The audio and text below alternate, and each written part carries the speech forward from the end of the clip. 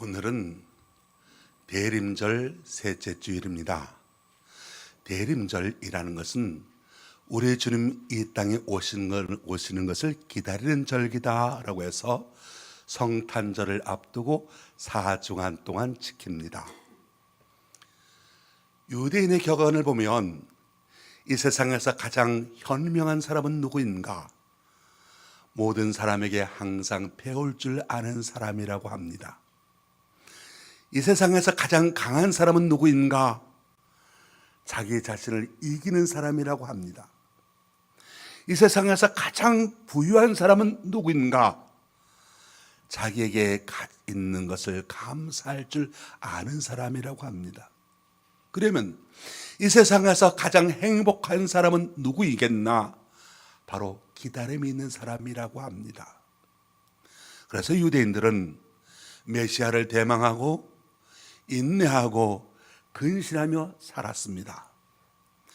예수님의 탄생, 이것은 우연히 일어난 사건이 아닙니다. 오랜 전부터 선지자들을 통하여 예언된 사건이었습니다. 특히 이사야 선지자는 예수님 이 땅에 오시기 전 700년 전에 메시아 탄생을 구체적으로 여러 곳에서 예언하였습니다. 이사야 7장 14절에서 그러므로 주께서 친히 징조를 너희에게 주실 것이라. 보라, 처녀가 잉태하여 아들을 낳을 것이요 그 이름을 임마누엘이라 하리라. 그렇게 기록되어 있습니다. 이사야 9장 6절 말씀에 보면 이는 한 아기가 우리에게 낳고 한 아들을 우리에게 주신 바 되었는데 그의 어깨에는 정사를 메었고 그의 이름은 기묘자라 모사라 전능하신 하나님이라 영존하신 아버지라 평강의 왕이라 할 것임이라. 그렇게 말씀하고 있습니다. 이와 같이 예수 그리스도께서 이 땅에 오실 것을 무려 700년 전에 예언했던 이사야 선지자는 오늘 본문 말씀 이사야 35장 말씀을 통해서 구체적으로 그러는 우리에게 오실, 이 땅에 오실 예수님은 어떤 분이신가? 그것을 말씀해 주고 있습니다. 오늘 본문 가운데서 우리는 이 땅에 오시는 예수님은 어떤 분이신가 하는 것을 알면서 주님의 오심을 기다려야 되겠습니다. 이 땅에 오신 예수님은 어떤 분이십니까? 우리 주님은 구원자로 이 땅에 오십니다. 오늘 보면 4절 말씀 보십시오. 하나님이 오사 너희를 구하시리라 말씀하고 있습니다. 우리를 구하시기 위하여 이 땅에 오신다는 것이지요. 그래서 마태복음 1장 21절 말씀 보면 아들을 낳으리니 이름을 예수라 하라. 이는 그가 자기의 백성을 그들의 죄에서 구원할 자이심이라. 그렇게 말씀하고 있습니다. 예수 그리스도는 누구시냐? 우리를 구원하시는 구원의 주치라는 것이죠. 하나님께서 인간을 사랑하셔서 인간을 죄와 죽음에서 구해내기 위하여 직접 인간의 몸을 입고 이 땅에 오신 분이십니다. 사랑하는 성도 여러분, 하나님께서 저와 여러분을 사랑하십니다. 그래서 하나님께서 우리를 사랑하시기 때문에 하나님께서는 저와 여러분 우리가 행복하게 살기를 원하십니다. 하나님께서는 우리를 사랑하시기 때문에 우리가 이 땅에서 건강하기를 원하십니다. 하나님께서는 저와 여러분을 사랑하시기 때문에 우리가 축복된 인생으로 살아가길 원하십니다. 하나님은 우리를 사랑하시기 때문에 우리가 범사에 잘 되기를 원하십니다. 그리고 하나님께서는 우리를 사랑하시기 때문에 자기의 사랑하는 독생자 예수님을 이 땅에 보내주셨습니다. 요한복음 3장 16절 하나님이 세상을 이처럼 사랑하사 독생자를 주셨으니 이는 그를 믿는 자마다 멸망치 않고 영생을 얻게 하려 하심이라. 하나님께서는 우리의 죄를 대신하려고, 하나님께서는 우리의 저주를 대신하려고, 하나님께서는 우리의 질고를 대신하라고, 하나님께서는 우리의 가난을 대신하라고 예수님을 이 땅에 보내셨습니다. 그래서 예수님께서 이 땅에 오셔서 우리 대신 고통을 당하셨습니다. 피를 흘리시며 몸을 찢기시며 고통을 당하셨습니다. 바로 이런 예수님의 십자가 사건을 통해서 우리가 용서함을 받습니다. 이 예수님의 십자가 사건을 통해서 우리가 저주에서 해방되고 하나님의 축복을 받습니다. 부활자가 되었습니다. 치료받게 되었습니다. 이 은혜는 우리가 마음문을 열고 예수님을 나의 구주로 영접해 드릴 때 이 은혜와 축복이 우리에게 다가옵니다. 이 은혜를 받고 사는 자들은 이 세상에서 겁날 것 없는 하나님의 사랑을 받는 자로서 두려울 것이 없는 백성으로 살아가야 합니다. 그래서 오늘 보면 4절 말씀 보면 겁내는 자들에게 이르기를 굳세어라 두려워하지 말라 말씀하고 있습니다. 하나님과 더불어 살아가는 신앙생활, 예수 그리스도를 나의 구주로 모시고, 그리고 불안과 초조와 걱정과 근심과 염려와 좌절과 절망을 떨쳐내고 예수 그리스도의 옷자락을 붙들고 굳세고 담대하게 용기를 갖고 살아가는 것, 바로 그것이 우리의 신앙생활이 됩니다. 비행기를 처음 타본 어린아이가 있었습니다. 비행기에서 모니터로 된 조그마한 TV로도 보고 간식도 먹고 주스도 마시고 주는 음식마다 받아 먹고 잠도 쿨쿨 자며 먼 거리를 가고 있었습니다. 기내 방송이 나왔습니다. 난기류를 만나게 되었으니 비행기가 몹시 흔들리게 됩니다. 안전벨트를 필히 착용해 주십시오. 그러더니 갑자기 비행기가 흔들리기 시작합니다. 좌우로 흔들립니다. 갑자기 푹 아래로 떨어지기도 합니다. 그러니까 비행기 안에 있던 여행들이 소리쳐 칩니다. 불안해합니다. 근데 이 어린아이는 신나야 합니다. 야호! 하면서 두 손을 들면서 마치 무슨 놀이동산에 가서 공포 체험놀이 하는 것처럼 신이 나서 소리를 지릅니다. 그 아이가 왜 그랬을까요? 그 어린이가 말합니다. 이 비행기 기장이 우리 아빠예요. 아빠한테 미리 설명을 들었어요. 난기류를 만나면 비행기가 몹시 흔들릴 수 있다고 들었어요. 갑자기 비행기가 확 떨어지는 순간이 있다고 들었어요. 그래도 나는 무섭지 않아요. 우리 아빠가 이 비행기를 조종하니까요. 여러분, 우리에게 그런 믿음이 있습니까? 오늘 성경은 분명히 말씀합니다. 하나님이 오시사 너희를 구하시리라. 이 믿음이 여러분에게 있게 되길 원합니다. 예수 그리스도를 영접하고 그리스도 안에서 담대하게 용감하게 살아가게 되시길 주의 이름으로 축원합니다. 예수 그리스도의 오심을 기다리는 성탄절과 강림절, 바로 이 믿음을 경험하고 고백하는 절기가 되시기를 주님의 이름으로 축원합니다. 두 번째, 예수님은 이 땅에 치료자로 오십니다. 오늘 보면 5절로 6절 말씀 보십시오. 그때 맹인의 눈이 밝을 것이며 못 듣는 사람의 귀가 열릴 것이며 그때 저는 자는 사슴같이 뛸 것이며 말 못한 자의 혀는 노래하리니 이는 광야에서 물이 솟겠고 사막에서 시내가 흐를 것임이라 말씀하고 있습니다. 그때라고 하는 단어가 반복해 나옵니다. 지금은 비록 광야 같은 세상이고 지금은 우리가 세상 살기 팍팍한 사막과 같은 삶을 살아가고 있지만 장차 그때에는 그 황량하고 척박한 땅이 변하게 될 것이라고 말씀합니다. 그때가 되면 메마른 땅이 기뻐하게 될 것이라고 말씀합니다. 사막이 백합화같이 피어 즐거워할 때가 올 것이라고 말씀하고 있습니다. 그때가 되면 무성하게 꽃이 필 것이며 기쁜 노래를 부리며 즐거워할 것이라고 말씀하고 있습니다. 그때가 되면 레바논이나 갈멜이나 샤론의 영광과 아름다움을 얻게 될 것이라 말씀하고 있습니다. 하나님 아버지의 아름다움과 영광의 날을 보게 될 것이라고 말씀합니다. 그때가 되면 보지 못하던 자들은 눈이 밝을 것이라 말씀합니다. 그때가 되면 못 듣는 자들은 귀가 열릴 것이라 말씀합니다. 그때가 되면 절던 이들이 사슴같이 뛰게 될 것이라고 말씀합니다.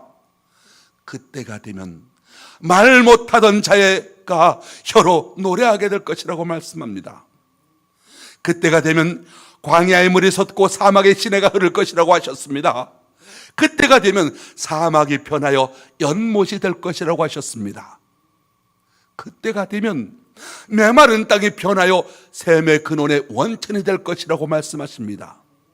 그때가 되면 숙량이가 눕던 곳에 풀과 갈대와 부들이 날 것이라고 하셨습니다. 그때가 되면 사자와 사나운 짐승을 더 이상 볼 수 없는 큰 길 시온의 대로를 달리게 될 것이라고 말씀하셨습니다. 그때가 되면, 그러면 그때는 언제겠습니까? 바로 그때란 하나님이 오사 너희를 구하시는 때를 말합니다. 바로 그때란 예수님께서 오시는 때를 말합니다. 예수님께서 이 땅에 오셨습니다. 33년 동안 이 땅에 사시면서 맹인들의 눈을 뜨게 하셨습니다. 안진뱅이를 걷게 하셨습니다. 실패와 좌절 속에 앉아있는 인간들에게 희망과 새 삶을 주셨습니다. 못 듣는 사람들의 귀를 열어주셨습니다. 육신의 귀뿐만 아니라 하나님의 말씀을 들을 수 있는 영적인 양심의 귀를 열어주셨습니다. 그래서 예수님을 영접하는 자들, 예수님의 이 땅에 오신 것을 기다리고 그 주님을 영접하는 자들에게는 반드시 놀라운 치료의 역사가 있습니다. 변화가 있습니다. 하나님이 치료하여 주심으로 축복의 인생을 살아가게 된다는 것이지요. 그렇습니다. 하나님의 자녀가 되는 순간 하나님께서 고쳐주십니다. 그래서 맹인이 눈을 뜨게 됩니다. 못 듣는 사람의 귀가 열리게 됩니다. 다리를 절던 사람이 사슴같이 뛰게 됩니다. 말 못하던 자가 말을 하게 됩니다. 광야에서 못이 솟아납니다. 영적으로도 마찬가지입니다. 하나님의 자녀가 되면 영적인 눈이 띄어집니다. 영적인 귀가 열리게 됩니다. 영적인 입이 열리게 됩니다. 광야 같은 인생을 살던 사람이 옥토와 같은 삶으로 변하게 됩니다. 그래서 신약성경 고린도후서 5장 17절, 그런즉 누구든지 그리스도 안에 있으면 새로운 피조물이라 이전 것은 지나갔으니 보라 새 것이 되었도다. 예수 그리스도가 계신 곳에 변화가 있습니다. 자신의 모습이 달라집니다. 가정이 달라집니다. 역사가 달라집니다. 그래서 우리가 역사를 말할 때 기원 전 기원 후 AD BC로 그렇게 예수님께서 이 땅에 오신 것과 오시기 전후로 구분되는 것이지요. 지금 광야와 같은 삶, 팍팍한 사막의 삶을 살아가는 분이 혹시 여기 계십니까? 아무것도 보이지 않냐고 어떻게 해야 될 것인지 그렇게 막막한 분이 있으십니까? 그때를 소망하며 오늘을 살아가는 믿음의 사람 되시기 바랍니다. 황무한 땅에 피어날 벽갚아 메마른 땅에 흐르게 될 물줄기를 소망하고 바라보십시오.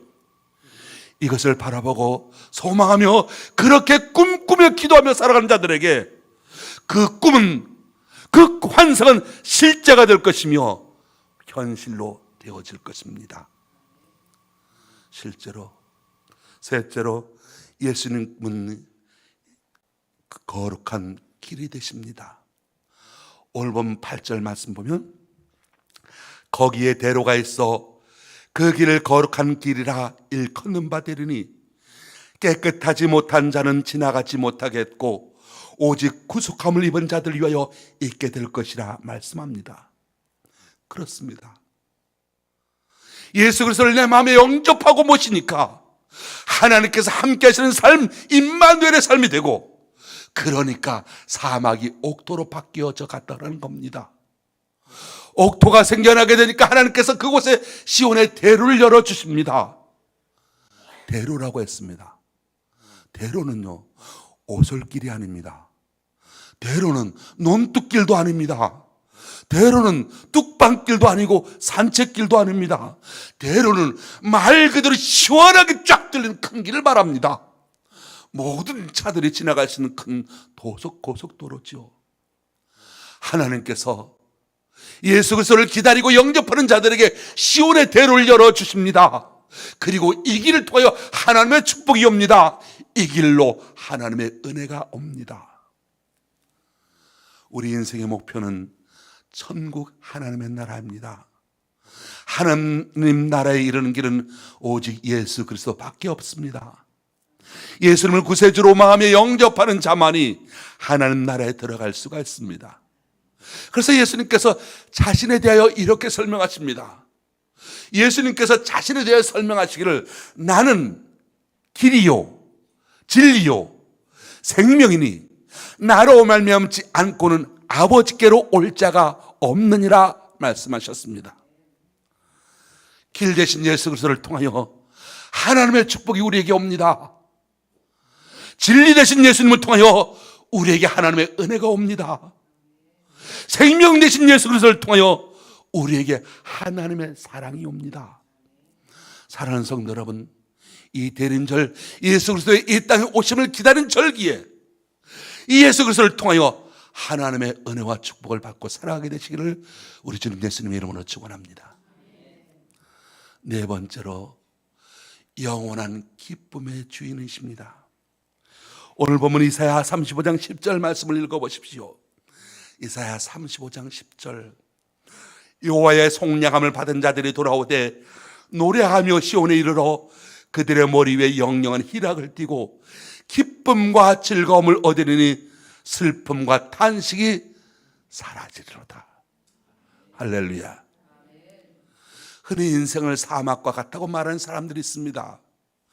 기쁘짐이 없고 즐거움이 없다는 뜻이겠지요. 그런데 여러분, 하나님께서 함께 하시면 사막의 삭막함이 사라집니다. 하나님께서 함께 하시면 사막의 고통이 사라집니다. 하나님께서 함께 하시면 기쁨이 충만합니다. 즐거움이 가득합니다. 웃음이 있습니다. 찬양이 있습니다. 늘 기쁨이 있습니다. 예수님이 오심은 무사람들에게 큰 기쁨이 되기 때문에, 그래서 예수님께서 탄생하실 때 하늘의 천군 천사들이 노래하지요. 그 노래가 무슨 노래였습니까? 누가복음 2장 14절 지극히 높은 곳에서는 하나님께 영광이요 땅에서는 기뻐하심을 입은 사람들의 평화로다. 이와 같이 예수님을 기다리고 예수님을 영접하고 예수님과 함께 살아가는 사람에게는 평화가 있습니다. 치료가 있습니다. 변화된 삶이 있습니다. 시온의 대로가 열립니다. 영원한 기쁨의 삶이 있습니다. 이 모든 일을 이루기 위하여 우리 주님께서 오십니다. 하나님의 거룩하신 독생자 예수 그리스도께서 이 땅에 오십니다. 주님을 찾는 사람, 주님께 돌아온 사람들에게 기쁨이 영원히 머물고 즐거움과 기쁨이 넘칠 것이며 슬픔과 탄식은 사라지고 하나님께서 함께 하시고 위로하여 주시고 품어주실 것입니다. 주님이 우리에게 오고 계십니다. 우리는 지금 대림절 주님 오시는 시간을 보내고 있습니다.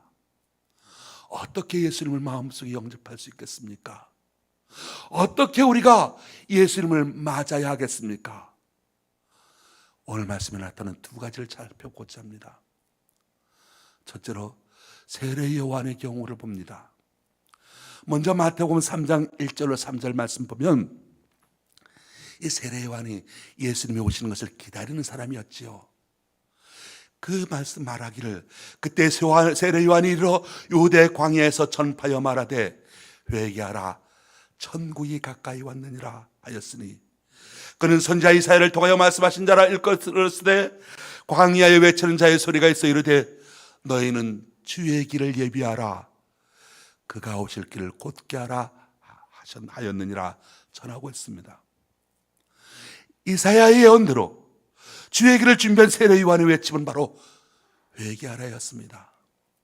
주님 오심을 기다리는 사람 먼저 해야 될 것 회개하라는 겁니다. 대림절 기간 동안 준비해야 될 것 첫 번째가 바로 회개라고 하는 거죠. 회개란 무엇입니까? 회개는 돌아서는 것을 말합니다. 나 중심의 삶에서 예수님 중심의 삶으로 돌아서는 것, 이것을 회개라고 합니다. 오늘 보면 8절 말씀에도 나옵니다. 그 길을 거룩한 길이라고 말씀합니다. 하나님께로 가는 길을 거룩한 길이라고 말합니다. 그 길을 누가 갈 수 있느냐? 그 길은 하나님을 바라보는 자들 위하여 예비된 길인데, 하나님의 자녀들은 하나님이 닦아놓으신 대로를 걸으며 이 기쁨을 누리게 될 것인데, 그런데 여러분, 이 길은 아무나 갈 수 있는 길이 아닙니다. 아무리 사랑이 많으신 하나님이라 한다 할지라도 깨끗하지 못한 자와 어리석은 자는 그 길로 가지 못한다고 말합니다. 깨끗하지 못한 자는 어떤 자를 말합니까? 거룩한 삶을 거북하게 여기고 가볍게 여기는 자입니다. 마음이 깨끗하지 못한 사람입니다. 그러니 우리는 이 대림절 기간에 마음을 정갈하게 깨끗하게 해야 합니다. 탐욕에 물든 사람은 그 길로 가지 못합니다. 그러니 우리는 악한 일을 하지 말아야 합니다.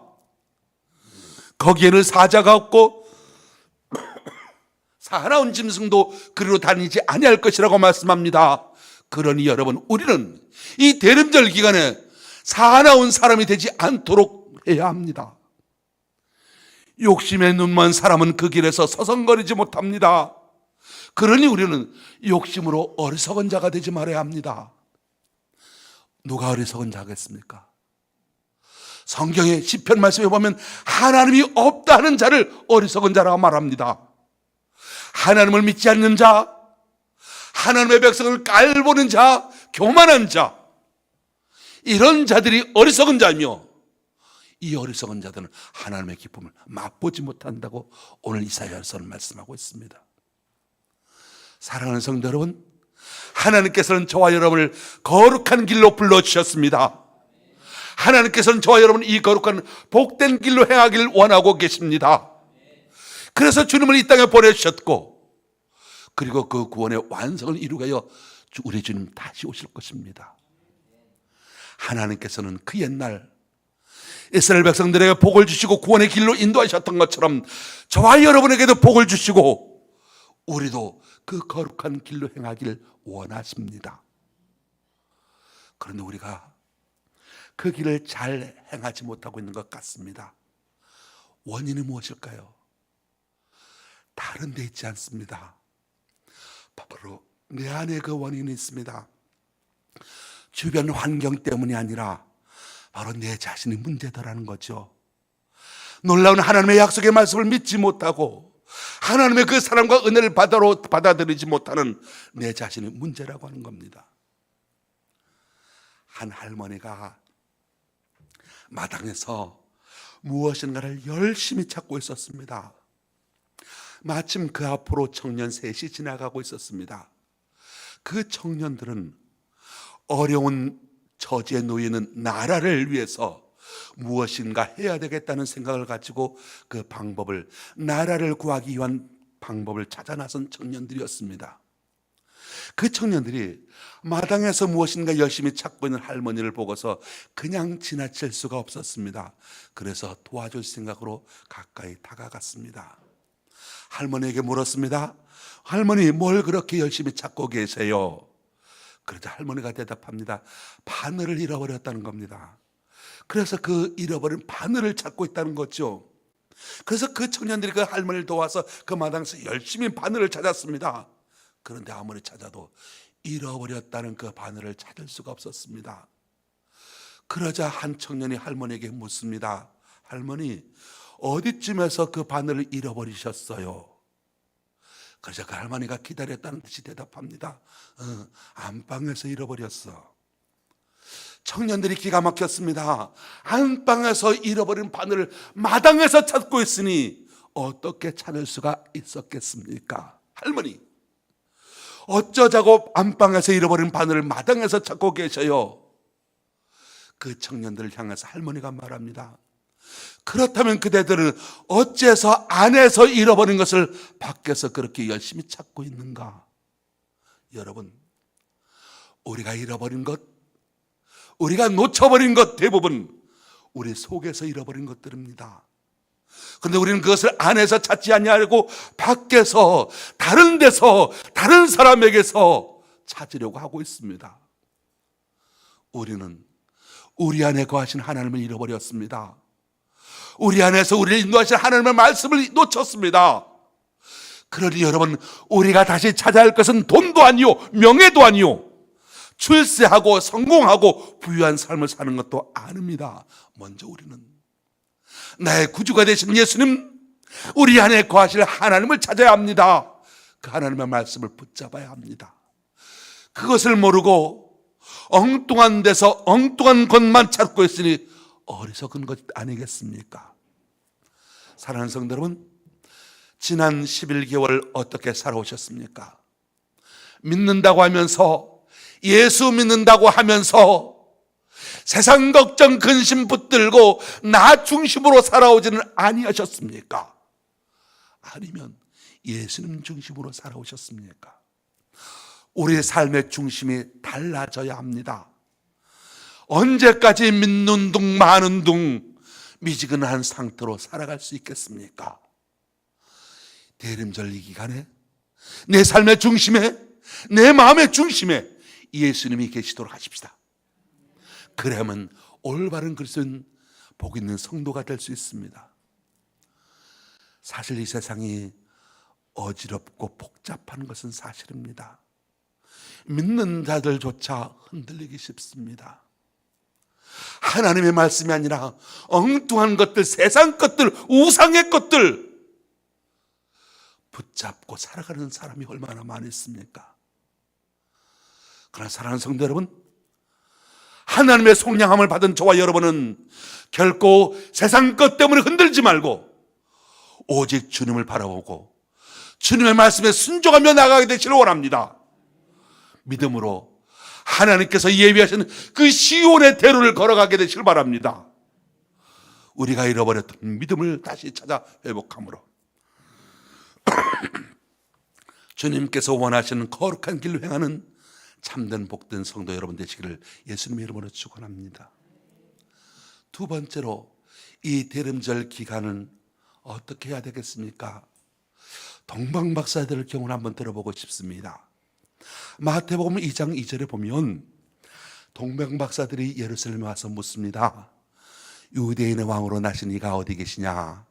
우리가 동방에서 그의 별을 보고 그에게 경배하러 왔노라 말합니다. 이 동방박사들의 고향이 정확히 어딘지는 모릅니다. 페르시아라고 하는 전설도 있고 메소포타미아 북부 지방이라고 말하는 사람도 있습니다. 전설대로로 한다면 최소한 4주간, 즉 한 달 동안 걷는 거리였습니다. 하루에 100리씩 걷는다고 한다면 1000km 이상이 됐지요. 말하자면 부산에서 신의주까지 되는 거리 정도 됩니다. 그들은 그 4주간, 그 대림절 4주간 동안 순례자의 길을 걸었습니다. 하루를 걷는 만큼 그만큼 예수님과 가까워질 수 있었습니다. 성탄을 기다리며 예수님을 한 걸음씩 가까이 하는 삶이 되시기 바랍니다. 어떻게 가까이 할 수 있겠습니까? 예수님의 마음을 품는 겁니다. 어떻게 가까이 할 수 있겠습니까? 예수님의 마음을 닮아가는 겁니다. 예수님의 마음은 뭡니까? 빌립보서 2장 5절로 7절. 너희 안에 이 마음을 품으라. 곧 그래서 예수의 마음이니. 그는 근본 하나님의 본체시나 하나님과 동등됨을 취할 것으로 여기지 아니하시고 오히려 자기를 비워 종의 형체를 갖추사 사람과 같이 되셨고라고 말씀하고 있습니다. 바로 주님의 마음, 예수 그리스도의 마음, 어떤 마음이냐? 섬기는 종의 형체라고 말씀합니다. 섬긴다, 이건 사랑을 실천한다는 뜻이죠.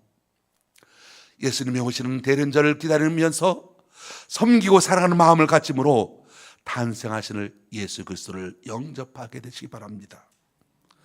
성탄과 연말이 되면 이런저런 모임이 많습니다. 무척 분주하실 겁니다. 이런 일에 바쁘시기보다는 구체적인 섬김을 하나하나 실천할 수 있을 때 주님 가까이 가게 됩니다.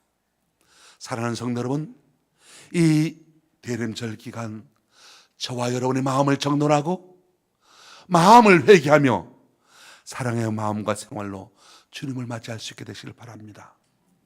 이 성탄의 계절, 여러분에게 복된 계절이 되기를 바랍니다. 슬픔과 탄식이 사라지리로다. 하나님 안에서는 축복이 여러분과 함께하게 되시기를 예수님의 이름으로 축원합니다. 기도하겠습니다. 주님, 주님이 이 땅에 오시는 것을 진정으로 기다립니다. 세상의 거창스러운 것들을 내려놓고 삶에 대한 성찰이 있는 귀한 대림절이 되게 하여 주옵소서. 높은 하늘 보좌 버리시고 이 땅의 낮은 천한 자리로 인간의 몸을 입고 오신 주님의 큰 사랑과 희생을 우리가 바로 알게 하시고, 우리도 낮은 곳으로 우리의 마음과 몸을 향하게 하시고, 교만한 마음 낮추고 욕망으로 가득 찬 우리의 삶을 바로잡게 하여 주옵소서. 이 땅의 그리스도인이 주님의 오심을 기다리는 가운데 서로 사랑하고 격려하면서 이 힘겨운 세상을 힘있게 살아갈 수 있도록 은혜를 더하여 주옵소서. 주님 오심을 준비하는 정결한 신부처럼 우리의 몸과 마음이 깨끗해지기를 원합니다. 어두운 마음이 주님 주신 빛으로 밝아지게 되기를 원합니다. 혼란과 혼동으로 가득한 이 세상이 주님의 지혜로 제자리 잡게 하여 주옵시고, 오염된 것은 순결하게 하여 주옵시고, 망가진 것들이 다시 새롭게 되는 창조의 역사가 우리에게 있게 하여 주옵소서. 여전히 이 땅은 분쟁하고 싸움이 끊어지지 않지만 주님께서 평화의 빛을 비춰주셔서 정의를 강같이 흐르게 하여 주옵시고, 공의를 정오의 빛같이 나타내게 하여 주옵소서. 인간의 탐욕과 이기심으로 훼손되어 신화하는 이 창조 세계도 주님께서 오셔서 다스릴 때 메마른 땅이 즐거워하고 사막이 백합과 같이 피게 될 것을 소망합니다. 성탄을 준비하는 바쁜 손길들이 있습니다. 먼저 누구보다 주님을 만날 설렘으로 준비하는 분들에게 주님께서 큰 은혜를 열어 주옵시고, 모든 성도들이 주님을 더욱 기쁨으로 대망하게 하여 주옵소서. 예수님의 이름으로 기도합니다. 아멘. 242장 찬송하겠습니다.